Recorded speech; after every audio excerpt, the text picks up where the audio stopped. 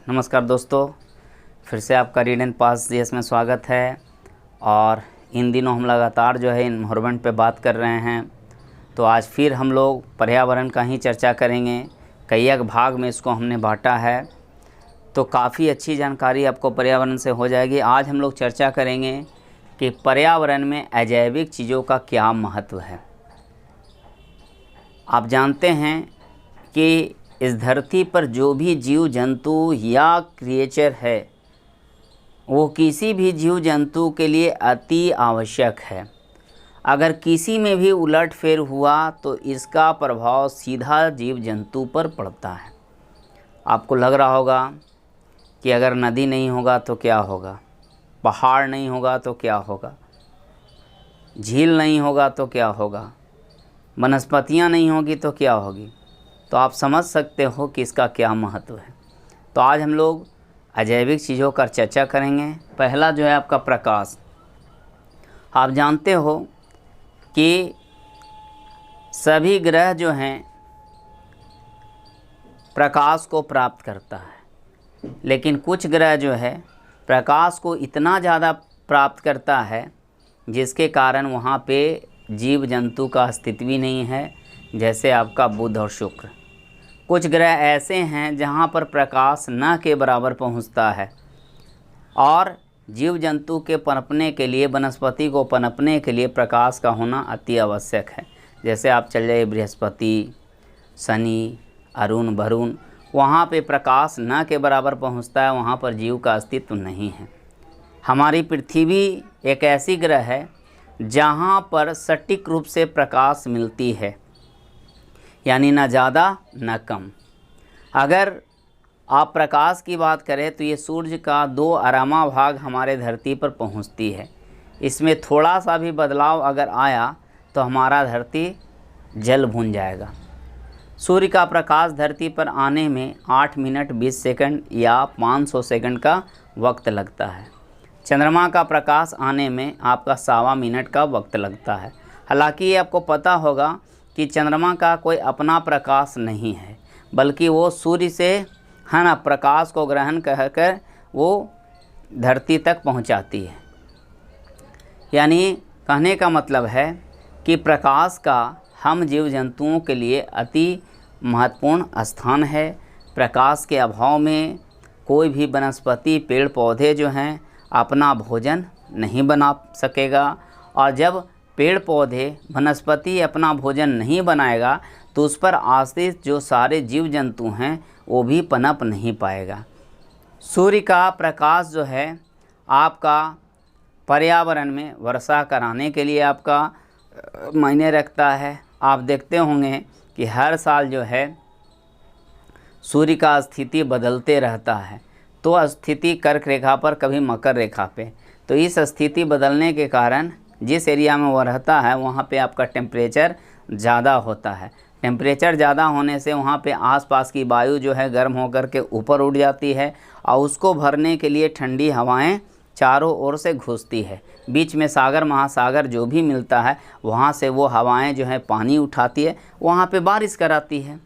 आप देख रहे हो कि भारत में जो मानसूनी बारिश होती है वो भी आपका इसी प्रकार से होता है। तो आप यहाँ पे समझ गए होंगे कि सूर्य का महत्व हम जीव जंतुओं के लिए क्या है। दूसरा हम लोग टॉपिक चर्चा करेंगे वर्षा। वर्षा भी जो है किसी भी जीव जंतु को डायरेक्ट या इनडायरेक्ट रूप से आपको प्रभावित करता है। इन दिनों आपका भारत में मानसून आई हुई है और लोग जो है काफ़ी उत्साहित है। ख़ास करके यहाँ के किसान वो काफ़ी खुश है, क्योंकि किसान और वर्षा दोनों के बीच में एक गहरा रिलेशन है। वर्षा के अभाव में किसान जिंदा नहीं रह सकता है, किसान के अभाव में आपका वर्षा का कोई महत्व नहीं रहेगा। आप देखिएगा कि एक आपका बंजर भूमि को है ना किसान जो अपने मेहनत के बल पर, दम पर उसको उपजाऊ बना देता है। तो वर्षा बहुत ही इम्पोर्टेंट है। यह धरती पर कोहरा के रूप में, कुहासा के रूप में, वर्षण के रूप में, है ना, इसके बाद ओले के रूप में, कई रूप में आपके यहाँ गिरते हैं, लेकिन सभी का कोई ना कोई महत्व है। आप देख लीजिए जो दक्षिणी ध्रुव या उत्तरी ध्रुव का ग्लेशियर है वहाँ पर हिमपात लगातार होता है, और जब कभी भी आपका पृथ्वी का टेम्परेचर बढ़ती है तो वो हिमपात जो है पिघल करके समुद्र का लेयर बढ़ाती है। या फिर आज देख लीजिए गंगा नदी, यमुना नदी, इन नदियों का अगर अस्तित्व है तो उसका कारण है आपका हिमपात का होना। अगर हिमपात नहीं होता तो हिमालय पे आपका बर्फबारी नहीं होती या नहीं जमती, ग्लेशियर नहीं बनते, और जब ग्लेशियर नहीं बनते तो ये नदियाँ प्रवाहित नहीं होती हैं। आज जो है सालों भर आपका गंगा में या यमुना में जल होता है, इसका दिन है आपका हिमपात का होना, है ना। तो इस प्रकार से आपने देखा कि वर्षा का काफ़ी बड़ा महत्व है। अब देख लीजिए वर्षा का चूँकि किसान के साथ पूरा आपका गहरा रिलेशन है, और इसी रिलेशन के कारण जो है भारत जो है आज एक कृषि प्रधान देश है। युगों युगों से भारतीय किसान जो है वर्षा के मदद से अपने भूमि को उपजाऊ बना रहा है, उत्पादन कर रहा है, और आज हमारा राष्ट्रीय आय में, है ना, कृषि का भी बहुत बड़ा योगदान है। आज़ादी के समय में कृषि का योगदान तो बहुत बड़ा हुआ करता था। आज भी अगर हम बात करें तो भारत का एक मैक्सिमम आबादी जो है गांव में निवास करती है। आज जो भारत में इतनी ज़्यादा आबादी है तो इसका कारण है कृषि, और कृषि का पूरा जो जुड़ाव है वो आपका वर्षा से है। दूसरा हम लोग तीसरा बात करेंगे आर्द्रता। आर्द्रता भी जो है मनुष्य के लिए या किसी भी जीव जंतु के लिए बहुत ही महत्वपूर्ण है। अगर आपके वायु में आर्द्रता नहीं है तो आप बहुत सारी परेशानियों को झेलेंगे। कहता है एक मनुष्य के जीने के लिए, आपको सही रूप से सर्वाइव करने के लिए आर्द्रता का होना अति आवश्यक है। आर्द्रता के अभाव में वह काफ़ी आपका वो अपने प्रकृति के हिसाब से जी नहीं पाएगा, काफ़ी गर्म या ठंडा महसूस करेगा। तो आर्द्रता का भी जो है हमारे लिए काफ़ी महत्वपूर्ण है।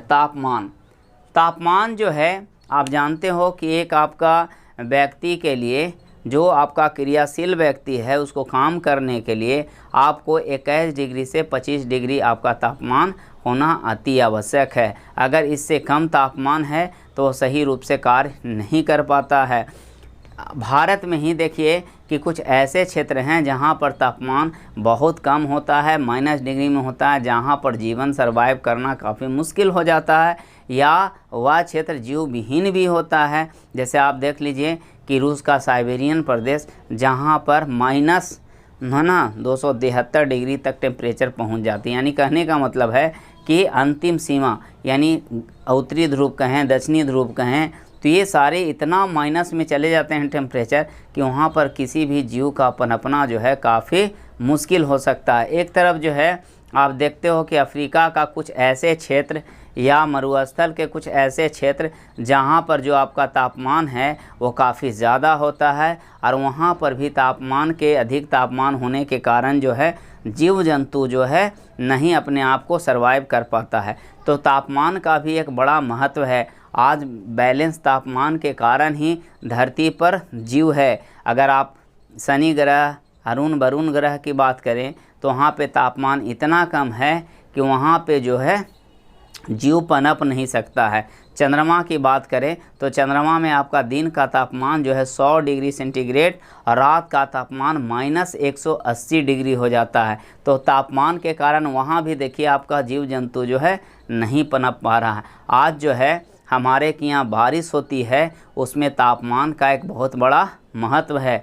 गर्मी के दिनों में हमारे के यहाँ तापमान ज़्यादा होता है, जिससे यहाँ का जो क्लाइमेट है वो हीट होता है, वायु ऊपर उठती है, और दक्षिण पश्चिम मानसून जो है हमारे के यहाँ प्रवेश करती है।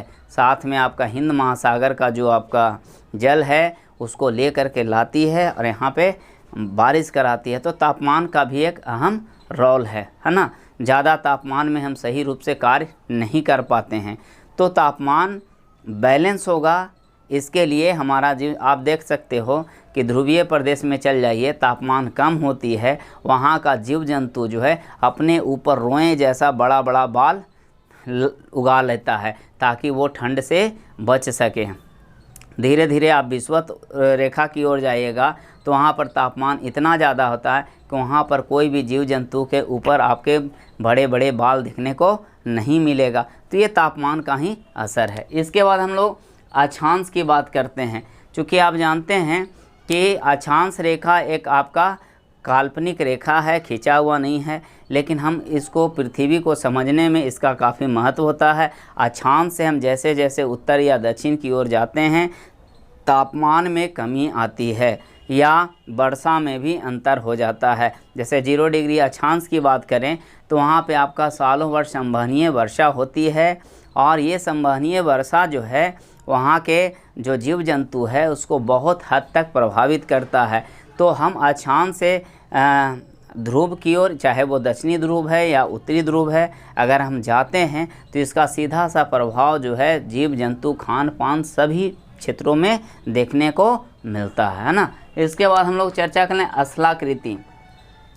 हमने चर्चा किया कि स्थलाकृति का भी बहुत बड़ा महत्व है। हम लोग पहाड़ पर्वत को तोड़ते जा रहे हैं, फोड़ते जा रहे हैं, बड़े बड़े कंक्रीट का मकान बनाते जा रहे हैं, तो स्थलाकृति का भी एक योगदान है। अगर आपका मालवा के पठार में आपका ज्वालामुखी पठार डेवलप हुआ है तो उसके पीछे आपका एक कारण है, या फिर कहीं भी आपका अरावली पर्वत है, हिमालय पर्वत है। आप सोच लीजिए, एक छोटा सा हम आपको उदाहरण दे रहे हैं कि अगर आपका हिमालय पर्वत नहीं होता तो अब देखिए क्या होता कि रूस के जो साइबेरियन प्रदेश से जो आपका ठंडी हवाएं आती है वो भारत में एंट्री कर जाता, और भारत जो है पूरा भारत कुल हो जाता, जम जाता है ना, कुल्फ़ी हो जाता।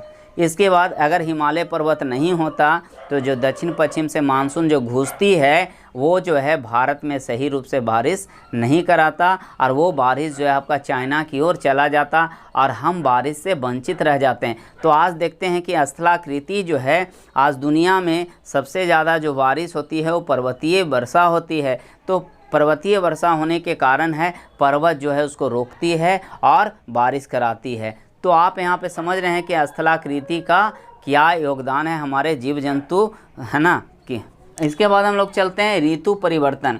आपको पता होगा कि आप सोच लीजिए कि आपके यहाँ अगर सालों भर ठंड हो, सालों भर गर्मी हो या सालों भर बरसात हो तो आप कैसा फील करिएगा। आप अगर भारत के परिप्रेक्ष्य में बात करते हैं तो भारत एक ऐसा देश है जहाँ पे आपको गर्मी, बरसात, जाड़ा तीनों देखने को मिलता है, और इसका प्रभाव सीधा सा हमारे जीव जंतु पर देखने को मिलता है। मानव पर तो इसका सबसे ज़्यादा प्रभाव, क्योंकि मानव तीनों, अगर हम परिवर्तन की बात करें, ऋतु परिवर्तन, तीनों ऋतु परिवर्तन में उसका खान पान, पहनावा ओढ़ावा, हर चीज़ में अंतर देखने को मिलता है। सभ्यता, संस्कृति जितने भी अगर आप देखें तो सब में आपको अंतर देखने को मिलेगा। आज जो है कहते हैं कि अगर बरसात नहीं होगा तो आपका यहाँ पे सही तरीके से उत्पादन नहीं होगा, ठंडा नहीं होगा तो लोग जो है सही तरीके से अपने आप को बैलेंस नहीं कर पाएगा, है ना। बहुत ज़्यादा यहाँ पे गर्मी आता है तो आप देखते हैं कि यहाँ पे लोग बहुत ज़्यादा प्रभावित होते हैं। तो ऋतु परिवर्तन भी जो है भारत ही नहीं बल्कि दुनिया के हर देशों को प्रभावित करती है। हमारा देश खुशनसीब है कि हमारे के यहाँ 3-3 ऋतुएँ मिलती हैं और हम तीनों ऋतु का लाभ उठाते हैं। इसके बाद मौसम की बात करते हैं। मौसम वह होता है जो प्रति क्षण बदलता है। अभी देखिए सुबह में बारिश हो रही थी, अभी आपका धूप निकल गया है ना। फिर देखिए शाम तक टेम्परेचर बनेगा, फिर बारिश होगी। तो ये जो है प्रति क्षण बदल रहा है, इसको हम लोग मौसम कहते हैं, और इसका सीधा सा प्रभाव जो है जीव जंतु पर पड़ता है। अगर देखिए अभी आपका हीट है, लग रहा है कि हम एक फ़ैन वगैरह चालू करें, कपड़ा खोल दें, इस तरह से। अगर यहीं पे आपको ठंडा लगने लगेगा तो लगेगा कि चादर ओढ़ लें, है ना। बारिश होने लगेगा तो हमको बाहर जाने के लिए छतरी लेना पड़ेगा। यानी हर समय जो है आप मौसम से प्रभावित होते हैं, है ना। जलवायु जो है, जलवायु का मतलब होता है कि किसी क्षेत्र का मौसम में परिवर्तन तो, लेकिन लंबे समय अंतराल में परिवर्तन, है ना। अब देख लीजिए, अगर मान लिया आपको हम थार मरुस्थल की बात करते हैं तो अभी पूरा थार मरुस्थल का मैक्सिमम भाग जो है आपका डेजर्ट के रूप में है। अगर हम धीरे धीरे वहाँ पे आपका पानी का अवेलेबल करा दें, वहाँ पे पेड़ पौधे लगाते जाएं, तो धीरे धीरे वहाँ का क्लाइमेट जो है वो आपका चेंज हो जाएगा। तो जाहिर सी बात है कि वहाँ पे जो है हम एक दिन में पेड़ नहीं लगा सकते हैं, है ना। इसके लिए आपको लंबा समय लगेगा, 20 साल, 50 साल, 100 साल तक लग सकता है। या फिर कोई भी एरिया में बहुत ज़्यादा वन है तो उसको हम एक दिन में काट नहीं सकते हैं। अगर वहाँ का क्लाइमेट कुछ है और धीरे धीरे अगर वहाँ का हम वन को काट दें तो देखिएगा वहाँ का जलवायु में धीरे धीरे परिवर्तन होता जाएगा, है ना। बिहार का एक जगह आपका गया है जहाँ पे देखिए सबसे अत्यधिक गर्मी और सबसे अधिक ठंडा मिलती है। यानी बिहार में सबसे ज़्यादा गर्मी का अगर कोई स्थल है तो वो है आपका गया, और सबसे आपका ठंडा का कोई स्थल है तो वो है आपका गया। चलिए इसके बाद हम लोग चर्चा करते हैं अवसर, यानी कहने का मतलब अवस्तर।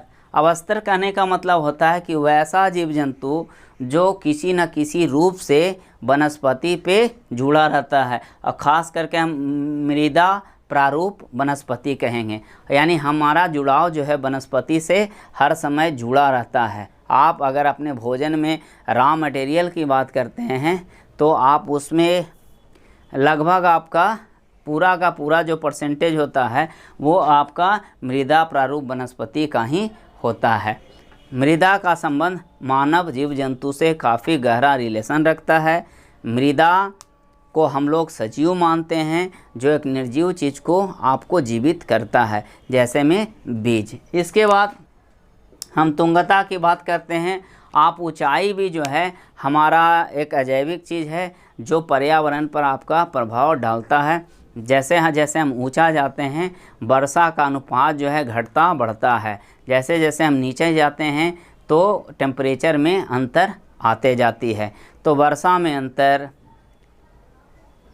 तापमान में अंतर ऊंचाई में देखने को मिलता है। आपको याद होगा कि जब आपका बिहार और झारखंड नहीं बटा था तब आपका बिहार का गर्मी का राजधानी आपका रांची हुआ करता था, क्योंकि ऊंचाई पे होता था, वहाँ पे टेम्परेचर काफ़ी कम होता था। तो ऐसे आपको बहुत राज्य में देखने को मिल जाएगा जिसकी गर्म और ठंडी की राजधानियाँ अलग है। इसका कारण है ऊंचाई। तो आप ये जो सारे अजैविक चीज़ है इसको बहुत बेहतर तरीके से समझे होंगे। फिर हम अगले टॉपिक में एक नया कंसेप्ट के साथ अपने के सामने आऊँगा। और आपने अभी तक अगर रीड एंड पास जीएस को सब्सक्राइब नहीं किया है तो सब्सक्राइब कीजिए, लाइक कीजिए, शेयर कीजिए। और आपको ये आज का वीडियो कैसा लगा आप कमेंट करके ज़रूर पूछेंगे। धन्यवाद।